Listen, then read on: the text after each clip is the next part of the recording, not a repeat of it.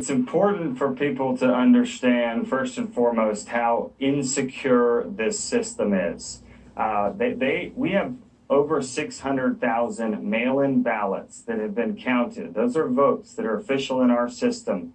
We also know that we have unclean rolls, ballots that have been mailed to dead people, to people that moved out of the state, and many other people that got a dozen ballots in their homes, etc.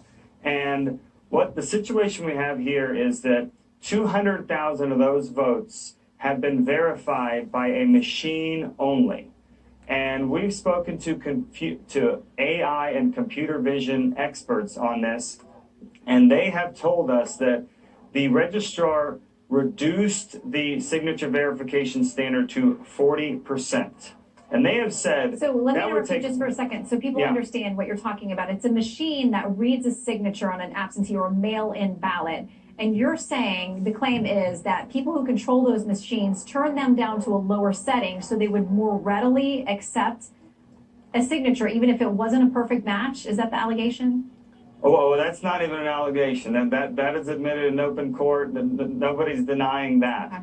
Okay. They still think that it's a reliable system. And we've now been speaking to these experts, and they say that once you remove the factory setting, it takes months and months of a massive team of experts to get this back to a reliable standard. The other thing that came out in court was that this machine requires a 200 DPI setting to match the signature on the envelope and the signature on the voter file. We know from court as well that the photos in the Nevada system are well below this 200. Those two things combined cast grave doubt on the 200,000 signatures that were verified. And again, no human being went back and double checked these. Those ended up just counting. And we also have the next 400,000+ votes that we have never looked at.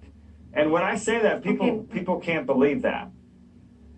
Well, let me ask you, okay, so I know that you've made the argument in court, which has not been accepted, that the law actually in Nevada says that humans should be checking those signatures and that this isn't a job that machines should be doing. But you're not claiming that any of those votes, that you know who they were for, whether they were for Biden or Trump or anybody else. You're just saying that the controls are not being followed according to what you say is state law there in Nevada. Yeah, look, it says employee or clerk. We believe that humans should have to look at it. But just throw that aside. The fact of the matter is, we have not been able to look at these signatures. When people think of a regular election, that you can actually challenge voters, you can actually be part of the system. They created this new mail-in system where 600,000+ votes have had no scrutiny whatsoever. And so we are concerned that we have no idea. When I tell people that I'm sure there's bad signature matches, meaning there is fraud that snuck through the system, I don't know if that's 1,000 bad signatures or if it's 100,000 bad signatures, but we can all agree that there's no way those two signatures, setting aside that all 600,000 are a perfect match. Okay, but very quickly, because we got to go, do you have specific allegations? You mentioned people receiving dozens of ballots, dead people. Do you have specific sworn allegations that people are willing to say that under oath?